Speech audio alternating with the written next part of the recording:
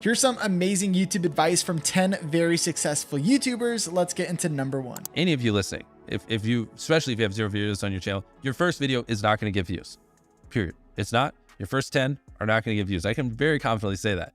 So stop sitting there and thinking for months and months on end and just get to work and start uploading. Like, all you need to do, this applies to people who have not uploaded videos but have dreams of being a YouTuber, is make 100 videos and improve something every time. Do that. And then on your 101st video, we'll start talking like maybe you can get some views, but you know, your first 100 are gonna suck. There are very freak cases like Liza Koshy or Emma Chamberlain who have really good personalities and it doesn't take them as many videos. And it's just like people who are 7'5" and making the NBA. Like, yes, there are freak cases you can find, but for the average person like us, you know, who don't have these exceptional personalities and, you know, backgrounds in filmmaking, just make 100 videos, improve something each time, and then talk to me on your 101st video. Well, the improve something each time is the tricky one. How do you improve something each time? The second one, just, I don't know, put more effort into the script. The third one, try to learn a new editing trick. The fourth one, try to figure out a way that you can have better inflections in your voice. The fifth one, try to, you know, study a new thumbnail tip and implement it. The sixth one, try to figure out a new title. There's infinite ways. That's the beauty of content creation online. There's literally infinite ways, from the coloring to the frame rate, to the editing, to the filming, to the production, to the jokes, to the pacing, to every little thing can be improved, and they can never not be improved. There's literally no such thing as a perfect video. Don't really worry about what your niche is. Like, people get hung up on this, like, I don't know what to make videos about.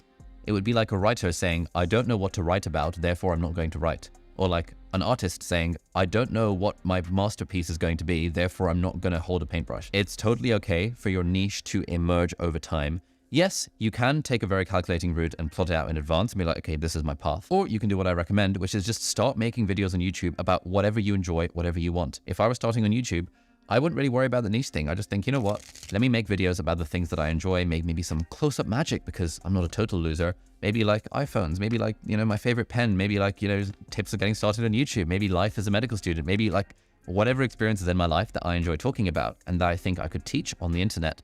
That is the stuff I would start making videos about. And over time, as you start making videos about things that you enjoy, the audience starts to resonate with some of those things. And so your niche ends up emerging over time. I never thought I would be a productivity YouTuber, but I seem to have become a productivity YouTuber because that niche just sort of emerged over time. It was not forward planned in advance. And so if you've got a lot of interest, if you've got a lot of things you're interested in, or even if you don't know what to talk about on YouTube, just start making stuff and you will figure it out. Don't be one of those writers who says, I don't know what my bestseller book is going to be about, therefore I'm not going to write a single word. It's the same with YouTube. Who cares if you don't know what your niche is? Your niche will change over time. I started off making videos for medical school applicants. I now no longer care about medical school applicants in terms of making videos, and therefore it just sort of changes over time. So don't worry about it. Don't overthink it. Just make the videos that you enjoy at the start. Strongest call to action is to watch another video, because now all of a sudden your channel went from like, say, 8 minutes of watch time to 16 minutes of watch time if they watch another one. And it shows that this person is in your little watch web. It also gives you another ad impression. Like, that is the metric that YouTube cares about. Sure, you can ask them to comment, you can ask them to like, that's totally fine.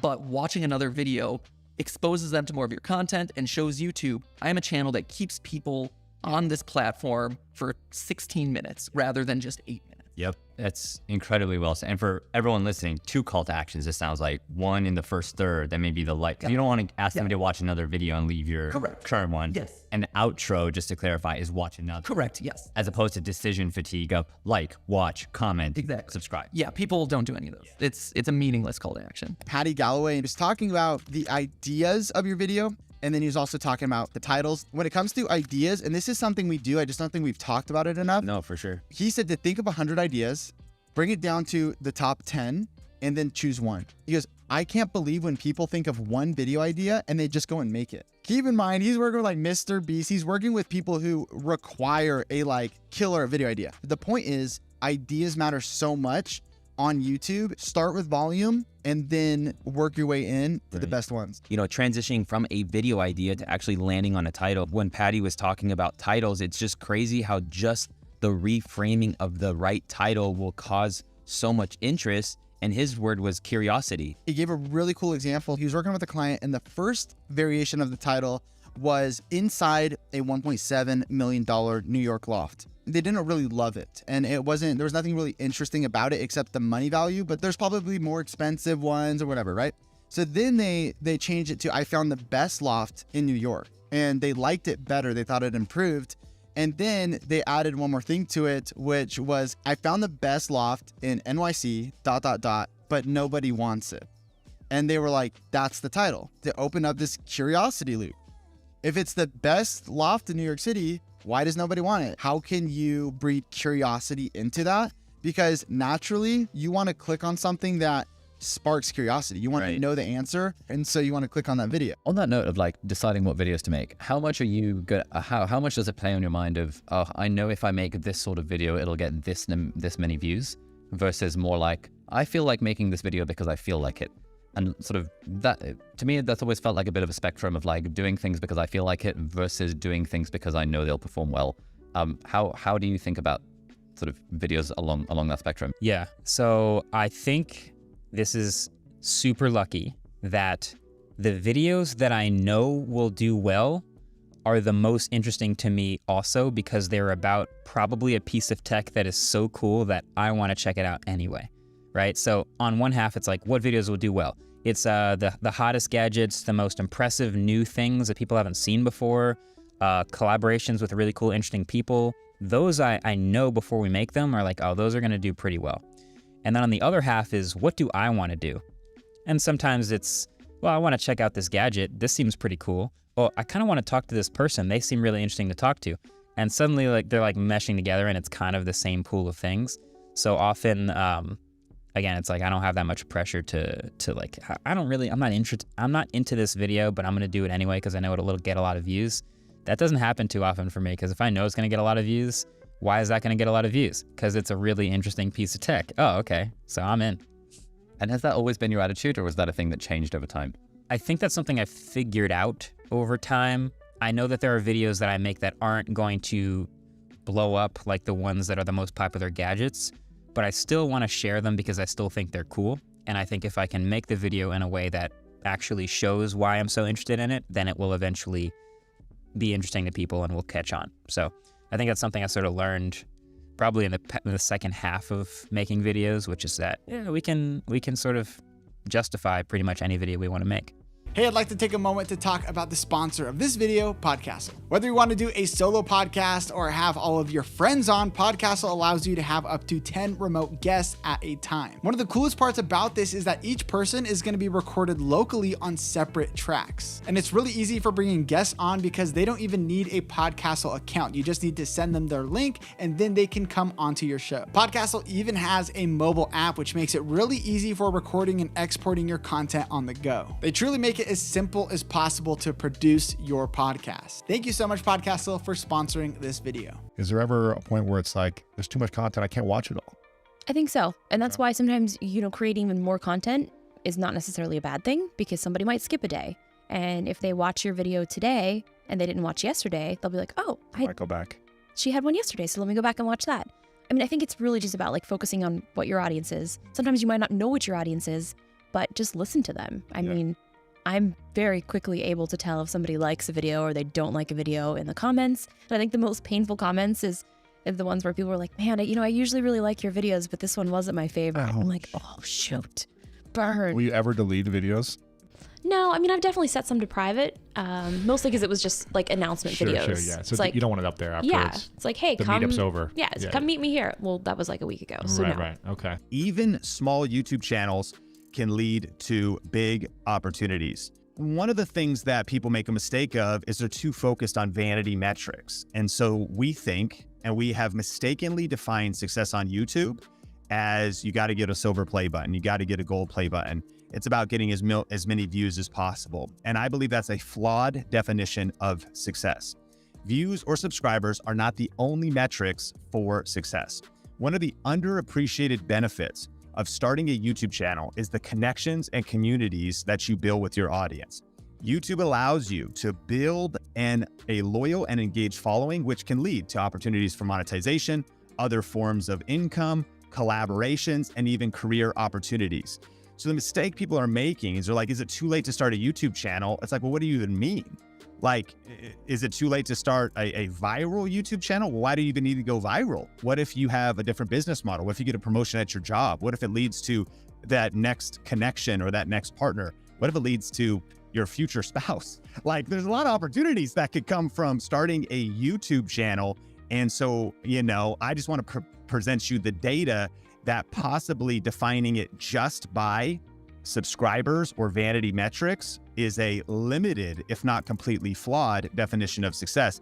And speaking of starting a new channel, or if your channel is small, if you haven't heard, we actually are doing a 5-day free YouTube challenge. And so if you go to tube1kchallenge.com for the new year, if you're interested in saying, Sean, I do see the opportunity on YouTube, I would like to learn some of the best tips and strategies, you can go to tube1k, the letter K, challenge.com right now. If you want to jumpstart your views right now, and maybe you're not getting the momentum or the growth that you want, is jump on trends within your niche. Can you talk about how that completely changed everything to you, and what your thoughts are when it comes to people jumping on trends, and what are your tips? Yeah, I think, doesn't he call that trend hacking? Yeah, for sure. That's everything right now. That's what Mr. Beast, and from the biggest to the smallest, that is one of the best ways to garner views and that audience and a following of subscribers and such. And so for me, it's kind of funny. I know if I have a gadget, a tech product that is maybe about to be released, if I get maybe a pre-release review unit, then it's almost like for certain, okay, well, people are going to be searching about it and talking about it right on that release date, and so that video will do well. Now, of course, you don't always get that product early. That's very hard, especially when you're first starting out. So maybe if that product just releases, then I can maybe go buy it and then quick in a couple of days turn around a video. That will often do well. Another thing is seeing that wave or that trend, the virality of something before it hits. I was on that wave right before it started to take off. And that's why I think I made it just a well-condensed little review video on hoverboards, and then YouTube really liked it. And it's like, okay, this is the authority on hoverboards. And so when all these millions of people are searching for hoverboards and how to buy one and stuff like that, I was the one that they promoted. And so there's a lot of, it's easier said than done, but trying to stay ahead of the curve on what that next trend is going to be, and then riding that wave. And then you got to remember that that wave will finish, it'll crash down, and then you got to paddle back out and then find the next one. Nothing survives forever. So I see a lot of people, even myself, hoverboards, they were hot for a little while and then they faded away. And it's like, okay, if I only did hoverboard reviews, my channel would be dead, but I had to pivot. And I like all things tech anyway, so that was kind of a natural fit. But yeah, always looking for that next wave is really key. So what's the secret to creating a good short? A lot of B-rolls. Everything that I state, I have a B-roll. And then the doctor came in with this interesting device, and I show the device. So every phrase has to be supported by footage that shows what's going on. And the more relevant the footage is, the better it is for the video. They have to be as relevant as possible, because sometimes we go to Shutterstock and we're talking about, a lot of students in the US, and then we have these faces that we've seen everywhere, like plastic acting, I don't know. You see, they're not relatable because they're actors and the production quality is amazing. But this is not what works for shorts. Something that's raw, something that is filmed with an iPhone, maybe worse quality. This is what people are looking for in that type of content. We experimented a lot with repurposed videos from YouTube. You can just tell that this video was not made for shorts. And you're like, why should I bother if the creator didn't bother creating a short specific video? And we noticed that once I switched to creating content specifically for short videos, that the traction has been tremendous.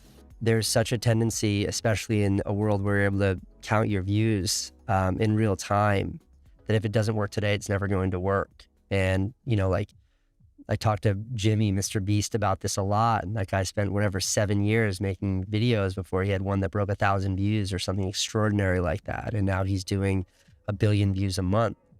Or my brother Van, who's the most brilliant mind on all of YouTube. And Van had this initial explosion of interest because he and I worked so hard to promote his first videos. And then I explained to him, I was like, look, it's all going to go away. You're going to find your baseline, then you're going to build from there.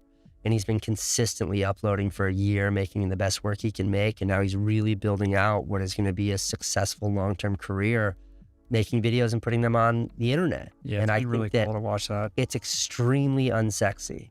It's extremely uninteresting, and no one wants to hear that it takes time, but it takes time. And I think if it's something that, especially if you're young and just getting into this, you don't want to invest. But patience is really the most undervalued aspect of succeeding in the world of media today. You have all the agency in the world. You don't need anything from anyone. But if you're not willing to commit the time to it, you're never going to find that success. 100%. If you want to learn how to grow a YouTube channel this year, then click on the screen and watch this video, and I'll see you guys in the next one.